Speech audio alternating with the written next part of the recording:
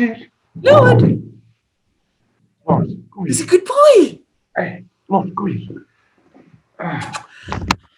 Look at that. Hi. Hey, hunden. Hi. Lord. Lord. Nah, he doesn't understand where the voice is coming No. from. He's like, Dad, something is sounding strange. No. You're such a good boy.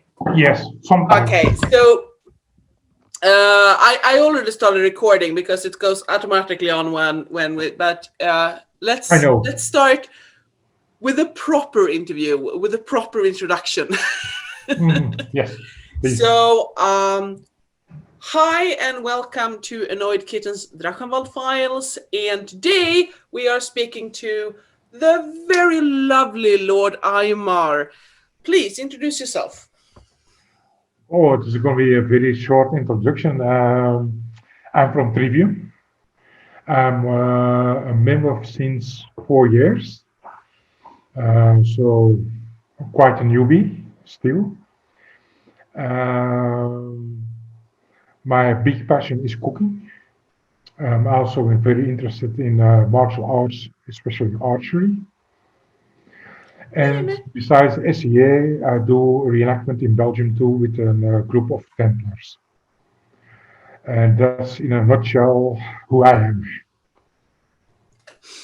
So yeah, you've been playing for 4 years, and I happen to know when you started because that was my first event in Belgium, as Yes, well I as was remember. your first event, and you were cooking, and you have been giving me the only thing with rose taste in it that I ever liked. Thank you. Uh-oh, if the camera is shaking now, it's because there is a cat very interested in my Ah, coffee. Remu, honey, come.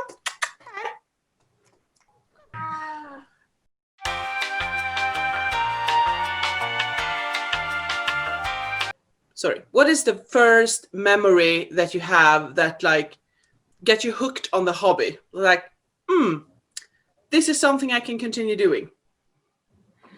well, that was my first time I did the cooking at the Energy. Um, I did some cooking for LARPs in the past. And usually at that type of events, you stand with your kitchen crew in the kitchen and you work all weekends. There is some interaction with the people playing the LARPs. You get a round of applause afterwards out of courtesy. But that was it. And with the SEA, when I was cooking, I really have to push out people out of kitchen, coming all the time in. Well, can we help? Can we help? Can we do something? We were overcrowded in the kitchen, and afterwards, I did get some very nice personal responses from different people, and the whole thing was so warm and so yeah fulfilling. It asked for more, and I always had an interest in history too. So I thought to myself, give it a try, and I will attend more. I was invited to go to an event in Polderslot a few months later, and I get there the same welcoming as at the Energy event. And I thought to myself, yes, this is a nice group to be in, and still Um, don't regret it at all. in knowing you, I know that you fit right in that warm and fussy little group. Uh, Yes. so uh, you continued your SEA career. You studied archery. You left the kitchen a little bit, but you haven't left the kitchen completely, have you? You still No, no, that not is at all. your main interest, right? Yes, usually if I go to other events in Polderslot or Finland, not been in Sweden yet, but usually you can find me at some point of the event in the kitchen helping out. Um, so the only reasons I didn't cook at the last events of Oogstfeest, the two Oogstfeest events we had in Trivium, was because I was the event steward, and you can't combine those two jobs. You should not. But it's quite busy roles, both of them. So no, Sorry, I'm looking cat. forward if we go and do a new event in Trivium that I can cook again. Yes, Yeah, I or totally see what you mean. or perhaps Perhaps I come to offered Nordmark. last time. Perhaps come to Nordmark. I want to. It is in my plans. My general idea is I want to do every region once in my lifetime. So I want to come to Nordmark. I want to go to Iceland, South Africa, Oh yeah, name it. I want to do them all. So I want but I've got time. So I will visit Nordmark sometime in the future. good. But Uh, well, I was saying last time I had the chance to go to hunting season in Abflumen, Austria, hmm? and there was talk about they're going to do a big event next year, if Corona permits, of course. Um, and I offered my service to be a part of the kitchen crew then, if they're gonna do it. So yes, cooking is what I do. it Oh, feels a little bit like service is your thing in general. uh, Listening to you speaking about, being an autocrat and being a fistocrat and but uh, cooking is what I like to do. It is my mundane profession too. I'm a cook. So and I'm fascinated by the medieval recipes. What it fascinates me to see and to taste what people back then had for lunch or for dinner at feasts and stuff like that. And being the autocrat of events was more of necessity because we in Trivium we have not the numbers in members like other mm. regions.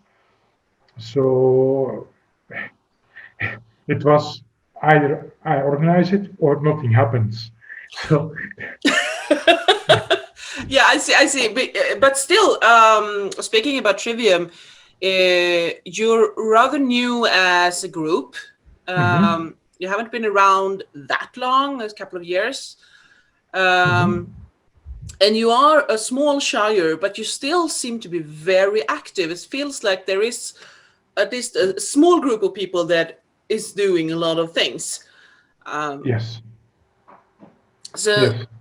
so are you planning something? How is that working now during the pandemic when you can't have events? Do you have uh, meetings, smaller meetings, or do you? No, we live too spread out in Belgium. Mm, So a few each we have a few members living in one region. Uh, basically it is this. If I want to go to one group of members, I have to travel 1 hour, 2 hours on public transportation. So it is not convenient to get together. We do. Some people say we do Zoom meetings. on their own, and they chat with each other. I'm not that huge fan of that concept because my laptop, my personal laptop, the camera is not working. I'm now borrowing the laptop of my brother, so we can see. You can see me. You can take this.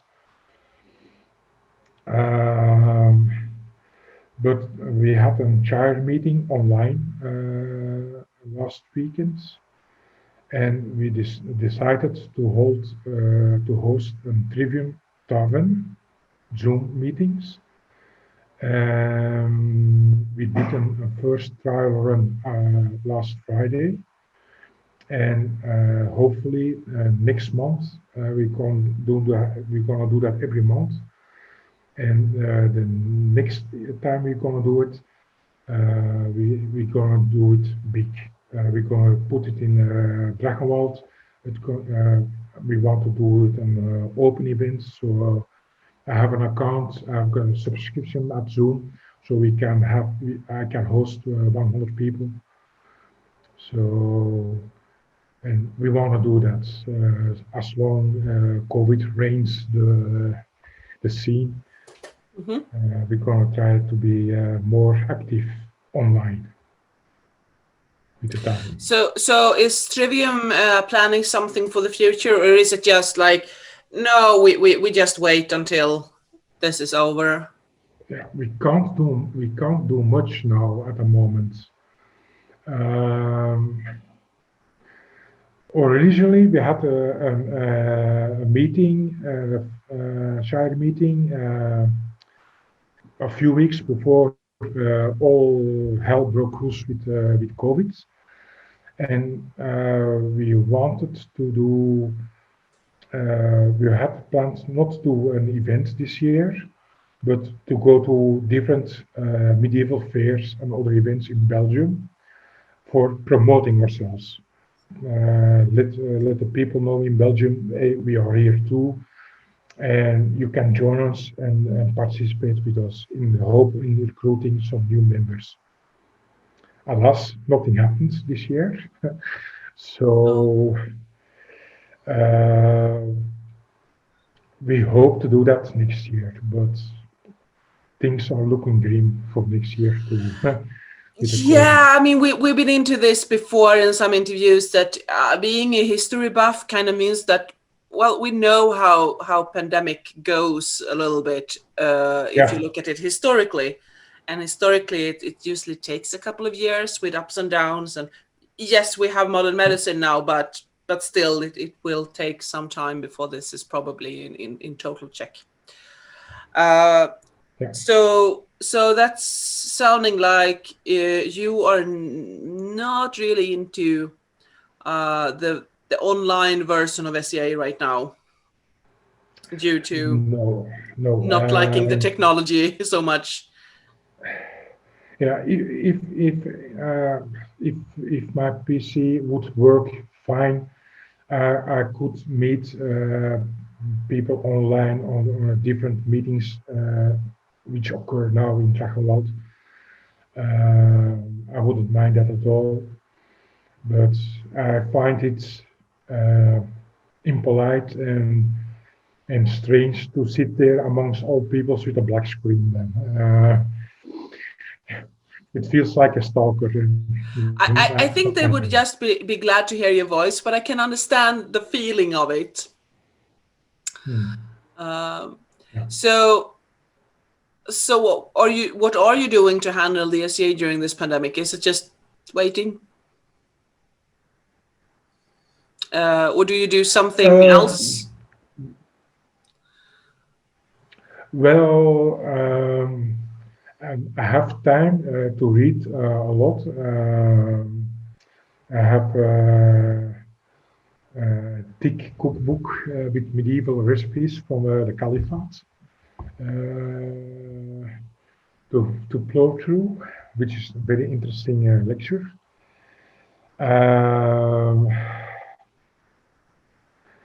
I try to follow online discussions as they happen, and I try to attend events if possible. I had a chance to do one Templar event this year before the second wave hit us.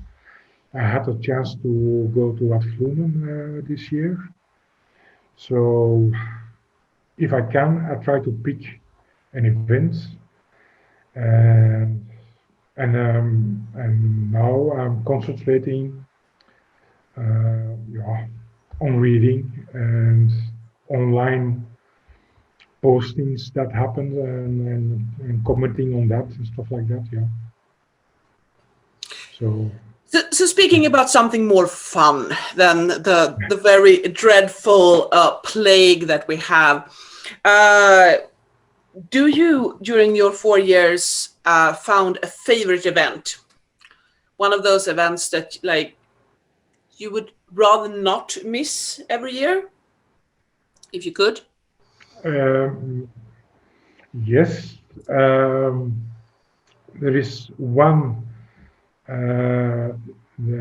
Is 12th night coronation because my very first official as member of this year event was 12th night coronation in Arnemitsa some 3-4 years ago. So I haven't missed any of them since then. Another one, I love always to go to Atflomen to their events. They are very close to my heart too. So, what is it with coronation events that you like? I like the whole. How do you say it? The whole. Like the grand. Yeah. Things of it, like. Yes. Yes. Yeah. The court, all the royalties. The pomp and circumstances. Yes, the whole circus. Yes, the whole circus. As I told you, I did cook for LARPs. I did LARPs in my younger years, so I enjoy the bit of role playing. Yeah, absolutely. I like that. I find it very joyful, and also at events like that or other events where royalty is present or other pointy heads, and there are scrolls and awards giving out to people. It's always very, very heartwarming to see the emotions coming with those rewards. Sometimes very tearful emotions, but I like that. That's very, very heartwarming, and I love it very much. Yeah, and I mean, crying at courts, I would never. It's like no. You can have a court bingo, and one of that would say Agnes crying at court, and everybody was like. Yeah. And I agree with you. It's I do also love the pomp and circumstance of it, the grand of the courts and all that, because I also come from a LARP background. Yeah. So that's I do agree with that's the role playing part of the SCA, and I do like it. So going from there, speaking about clothes, we have said your favorite events. Do you have a piece of favorite garb, and why? Well, the one that I'm wearing now is very means a lot to me because it is made by you, a gift from you for my anniversary. Means a lot to me. I wear it with pride.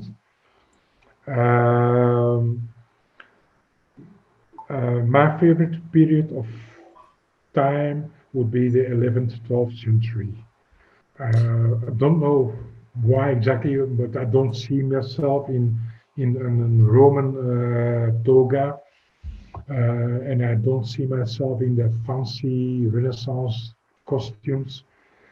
Although I must admit, uh, there's one other period which interests me very much, that's the musketeer style period. Always been a favorite subject for me, also for role playing, uh, flashing blades, musketeers. Yeah, but practical, I would say 11th, 12th century clothing. Yeah. Who doesn't want to be a musketeer? But I can totally see that you're being a cook, you're being a service guy, and you want something more practical. And well, the further in you get into history, the closer to modern times, the more slashes and plumes and stuff like that. Um, Yeah. but yeah, I started with 16th century, and I am doing Viking now because it's more comfy. Yeah. And it's more practical for Exactly. me. So I get the practical point of it. My choice of garb in period is also due of I'm not uh, someone who makes my own clothes like you. I need other persons to help me out with that, or I have to buy them online. So in that aspect, I go for the simplicity and this kind of garb is much more easier to make, let let it make than if I would go for Renaissance garb or something like that. So we So have that's actually also spoken about, yeah, we have spoken about this before, and you being not a newbie per se, but you have played for 4 years, so you're not one of the old dragons. Um, Mhm.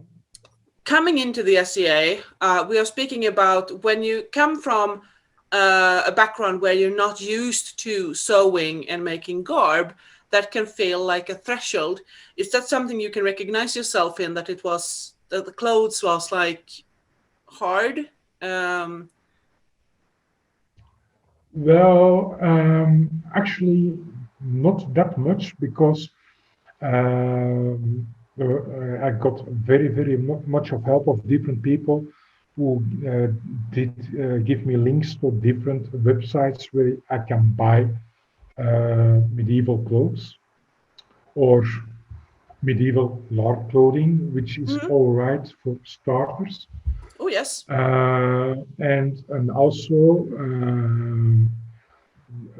this is also one of the biggest plus points of SEA in general.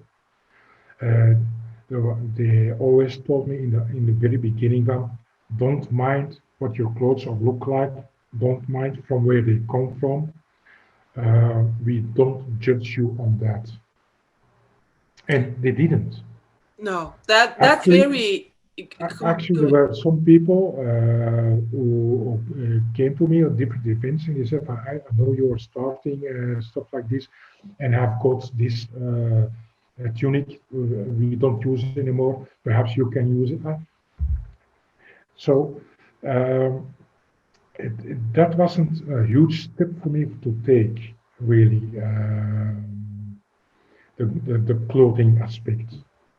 So, I'm very glad to but hear that you actually felt that it was true that you didn't came into the society in a simple tunic and got judged for it, because for me that is one of the most important things, that it's an attempt at medieval clothing, and that is like our level.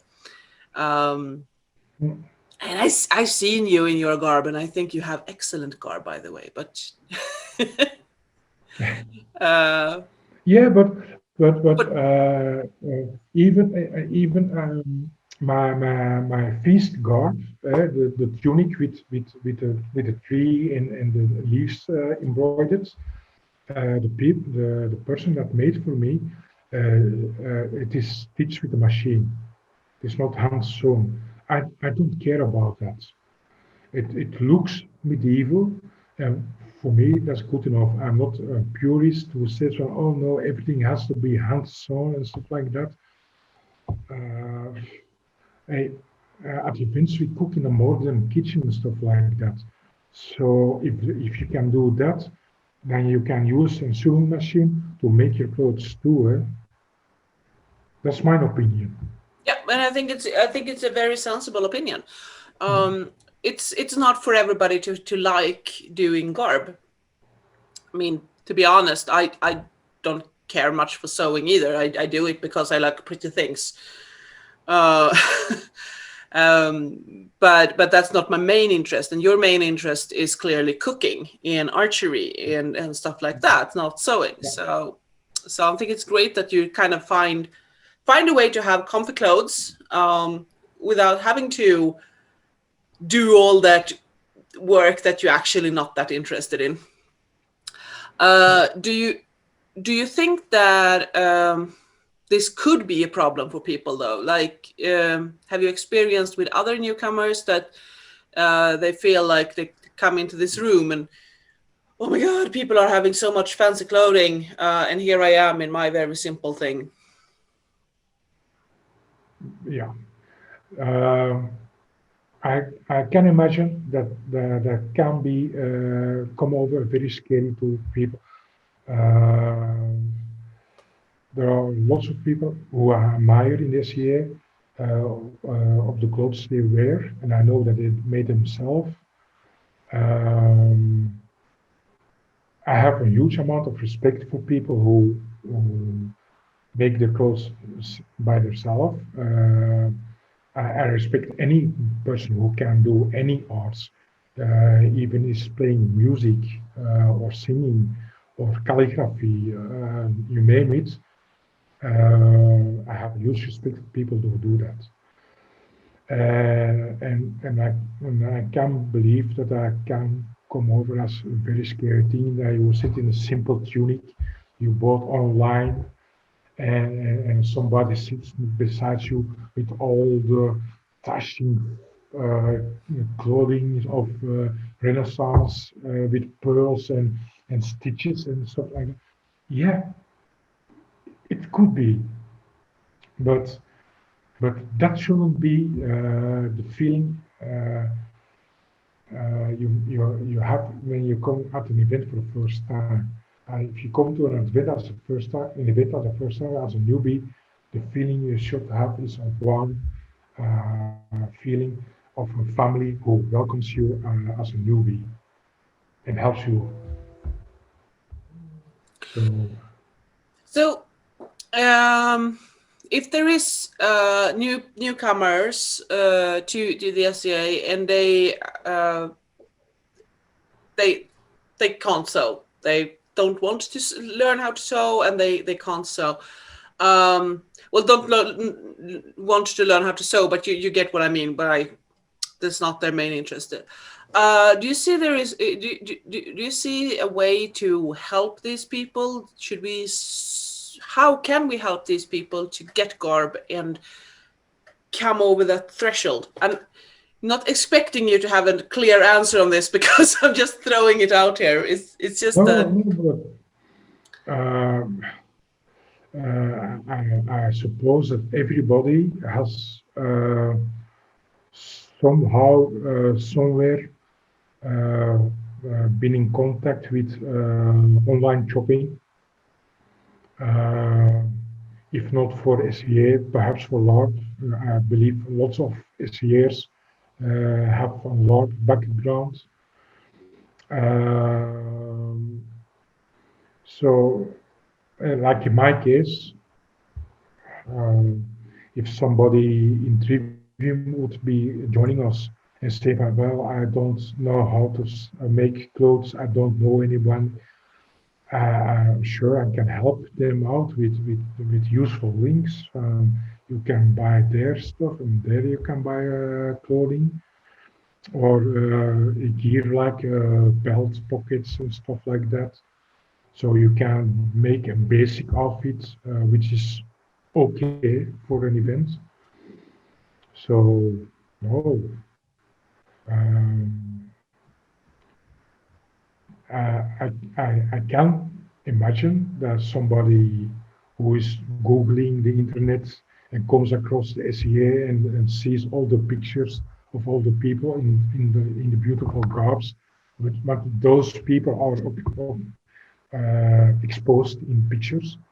The one with the most flashing garbs, that are the person who catch the eye of the photographer, Of course. which is normal.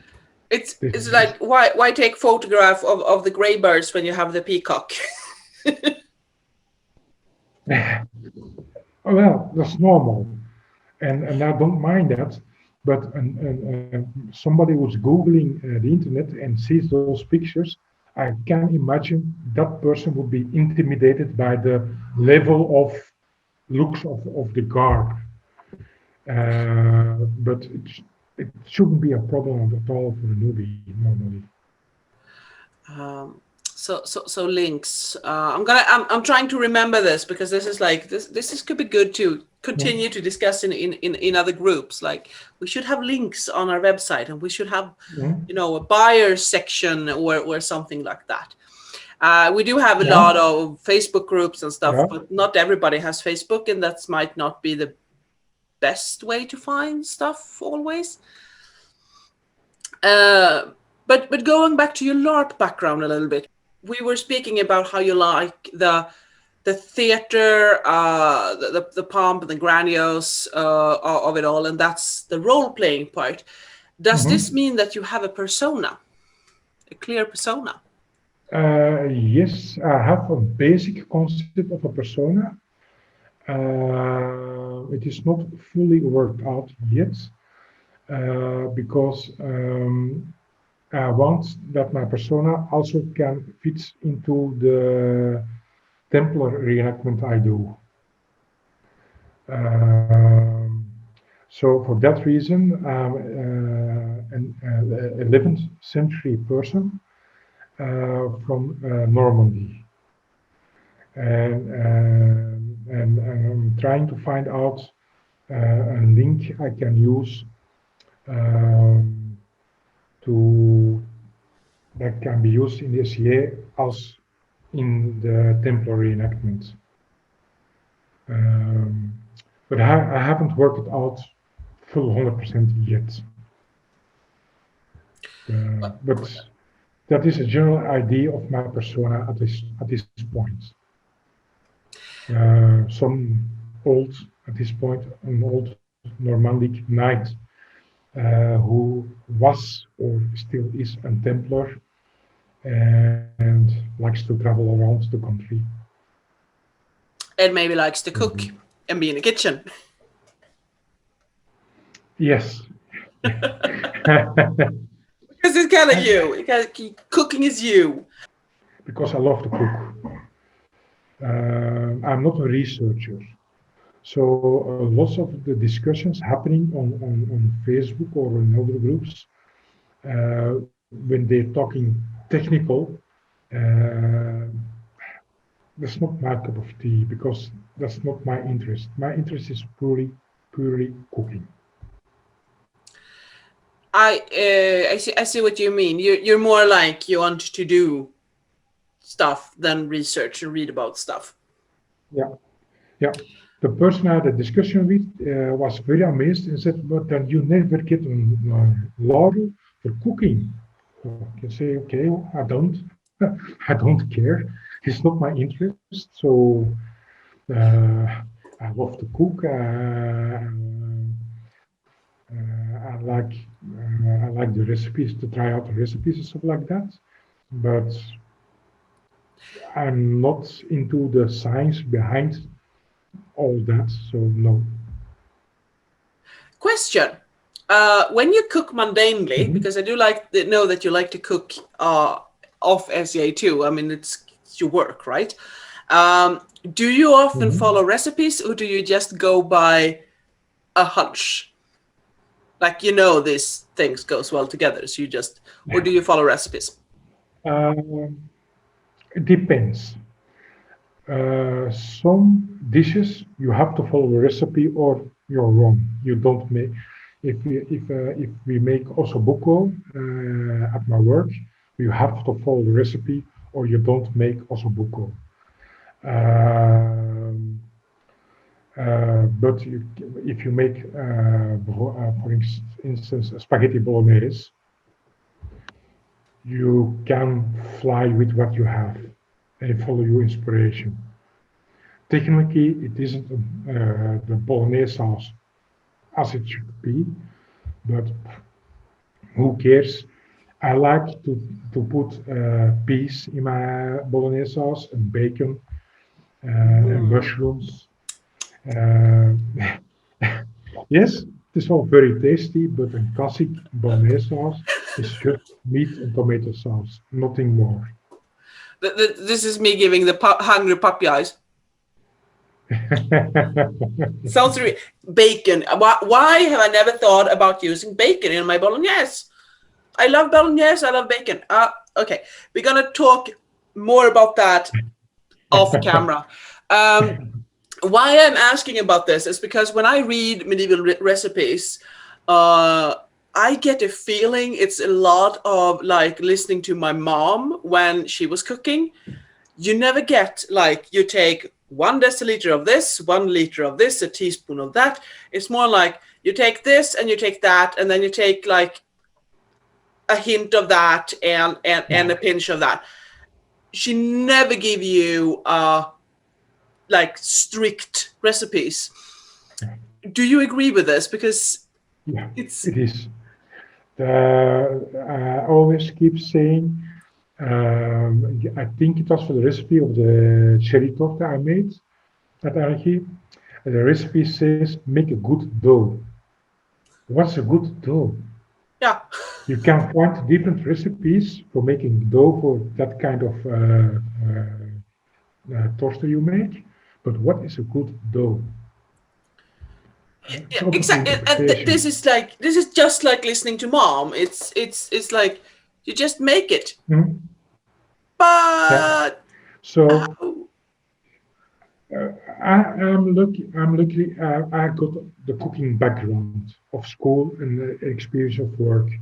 So I don't mind if make a good dough. I make a good. Try. I make a dough. If it's good, I will see. That's up to the tasting. Um, but lots of recipes, like you say, they don't specify quantities. They just say you need this, this, and this. Um, and even so, problem I find is most of the recipes are translated, and if there are quantities mentioned, usually the quantities uh, are also adapted to the recipes because the people who write the recipes have made it and said, I found it did taste better if you use that amount of spices instead of that amount and stuff like that. So they alter the recipes. Um, and in the end, if we cook, we finish the seasoning with our modern taste buds. And we these days are very used to sugars and salty tastes. In the medieval times, I'm sure the taste was more sour and sharper from herbs and stuff like that. So if I truly would taste a dish like it was tasted back then, I don't think much people would like to eat nowadays. So No, and there we have the almost the balance between you want to do medieval food, but you also want people to like it, and you want to feed people. yeah, yeah. Uh, I it's don't see the point. I don't see the point in cooking a soup that I know nobody wants to eat, because It's it tastes very sour or very sharp to herbs. I rather cook, I, I rather deviate a little bit from the recipe and make it more tasteful to our modern taste yeah. palettes than stick as a puritan. No, that's a recipe.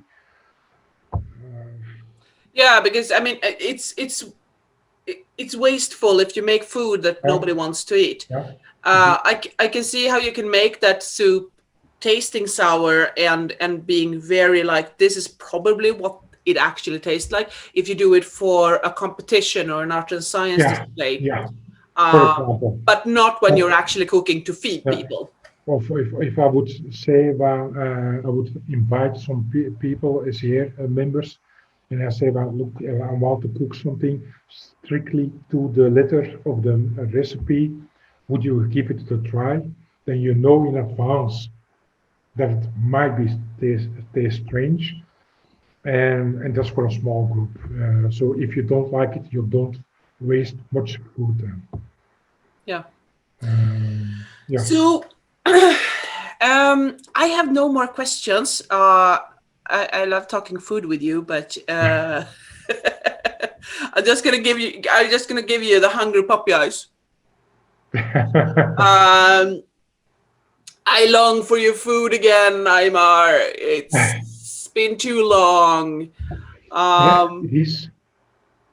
but I hope that we can organize an event in Trivium very, very, very soon. yes, Or